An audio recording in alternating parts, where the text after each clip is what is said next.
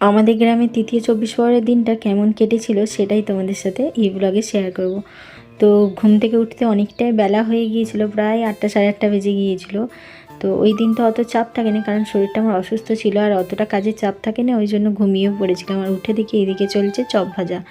তো আলুর চপ বানানো হচ্ছিলো মুড়ি খাবারের জন্য। তো মা আর পিসিমণি দুজনে মিলে চপ বানাচ্ছিল। আর এইদিকে দেখো আমার প্রতিদিনের সকালের কাজটা মা আর দিদা মিলে করছিল। তো সবজি কাটছিল।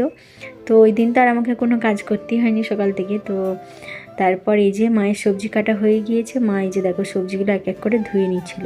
আর এইদিকে দেখো গরম গরম চপ রেডি। আর এখন আমি বসে পড়েছি চপ মাখা বানাতে। তো আগের দিনে রাত্রিবেলার ভাত ছিল, তো সেই ভাতই আজকে খাওয়া হবে, মানে আমরা খাবো।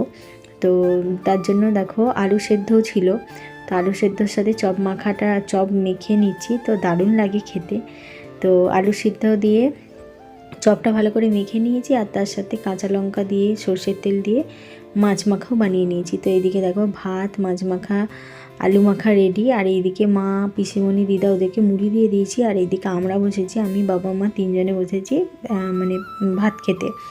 তো মাছের তেল দিয়ে তারপরে কাঁচা লঙ্কার সাথে মাছ মাখা, আলু মাখা দিয়ে দারুণ লাগলো ভাতগুলো খেতে। আর এইদিকে দেখো আমার ভাইয়ে চলে আসছিলো, তো ভাইকে মুড়ি দিয়ে দিয়েছিলাম চপ মিষ্টি দিয়ে। আর তারপরে এদিকে মা ওরাও রান্না বসিয়ে দিয়েছিলো। তো মা রান্না বসিয়ে দিয়েছিলো আর দিদা সিলেতে মশলা বেটে নিচ্ছিল। তো ওরা সমস্ত জোগাড় যন্ত্র করে রান্না বসিয়ে দিয়েছে। আর এইদিকে ভাই নিয়ে এসেছিলো স্পেশালি তার ভাগ্নির জন্য 1 কৌটো দই। তো শুধু তার ভাগ্নি নয়, আমরাও খেয়েছিলাম। তো সবার জন্য প্লেটে প্লেটে সেজে নিয়েছিলাম। আর রাইসোনা কান্না জুড়েছিল, সে প্রথম দই খাবে। তো প্রথম তাকে দই দিলাম, আর তারপরে এই যে ভাইকে দিয়ে দিয়েছিলাম, তারপর আমরাও খেয়ে নিয়েছিলাম।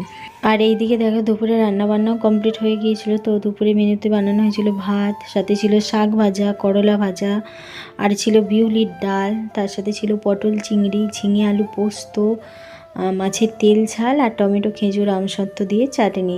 তো তারপর আমার যেটা কাজ প্রতিদিনের মতো আমিও বসে পড়েছিলাম, মানে সমস্ত তরি তরকারিগুলো, ডাল, তারপরে পটল চিংড়ি, এই সমস্ত তরকারিগুলোকে বাটিতে প্লেটে করে সেজে নিতে। তো সমস্ত তরকারি পাতি সেজে নিয়েছিলাম। তারপর রায়কে খাইয়ে আমিও বসে পড়েছিলাম খাবার খেতে। তো এক এক করে আত্মীয় স্বজনও আসছিলো, তো সবাইকে খেতে দেওয়া হয়েছিল। তো তারপর খাওয়া দাওয়া সেরে একটু রেস্ট নিয়েছিলাম। আর বিকালবেলায় দেখো মা, ভাই বাড়ি চলে যাচ্ছিলো। তো মনটা একটু খারাপ লাগছিলো, তার কারণ 24 পর শেষ হয়নি, তার আগেই যেতে হচ্ছে। ওদের ওখানে ভোট ছিল পরের দিনে, ওই জন্য। আর মা ভাই বেরোতে বেরোতে আবার দিদা দাদুও বেরিয়ে পড়েছিল। তো ওদের তো মানে পাশাপাশি গ্রামে বাড়ি, ওদের হুগলি জেলাতে বাড়ি, ওই জন্য ওদের সেই তার পরের দিন ভোট ছিল, ওই জন্য ওরা বাড়ি চলে গিয়েছিল। আর এইদিকে দেখো মাও রাতের জন্য রান্নাটা বসিয়ে দিয়েছিল। আর এইদিকে আমরা বসে পড়েছিলাম চিড়েভোগ খেতে। তো আমাদের মানে 24 পর মন্দিরে চিড়েভোগ হয়েছিল, তো ওখান থেকে দাদু নিয়ে আসছিলো। তো চিড়েভোগ সাথে মিষ্টি খেয়ে নিলাম। আর চিড়েভোগ খেতে আমার দুর্দান্ত লাগে যদি দইয়ের ভোগ হয়। আর তারপর খাওয়া দাওয়া সেরে এই যে আজকে হরিলুট ছড়ানো হবে। তো এইবারে বাবা চকলেট নিয়ে আসছে, বাতাসা কদমা নিয়ে আসেনি, তো চকলেট ছড়ানো হবে, সেগুলোই রেডি করে নিচ্ছিলাম গামলাতে ঢেলে।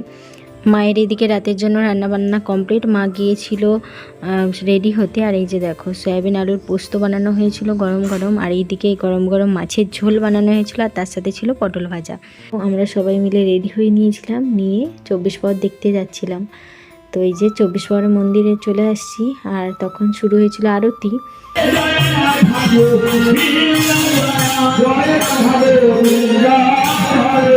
আর আরতি শেষে এই যে দেখো সবাই হরিলুট ছড়াচ্ছিল। আর এইদিকে আমার ছোট্ট রাইসোনাও হরিলুট ছড়াচ্ছিল। তো ওর হরিলুট ছড়ানোর মানে ধরনটা একটু আলাদা ছিল। তো নিজেই ছড়াচ্ছে, নিজে যেগুলো ছড়াচ্ছিল সেইগুলো আবার কুড়িয়ে নিয়ে আসে পকেটের মধ্যে নিয়ে নিচ্ছে। তো এইভাবে ও হরিলুট ছড়িয়েছিল।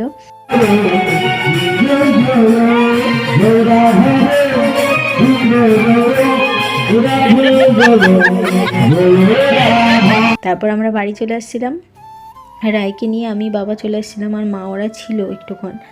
আর এই যে দেখো হরিলুট, রায় এখন তার জামার পকেট থেকে এক এক করে বাতাসা, চকলেট এইসব বার করছে। ও নিজের হরিলুট ছড়িয়েছে, নিজেরগুলোই নিজে জামার পকেটে কুড়িয়েছে।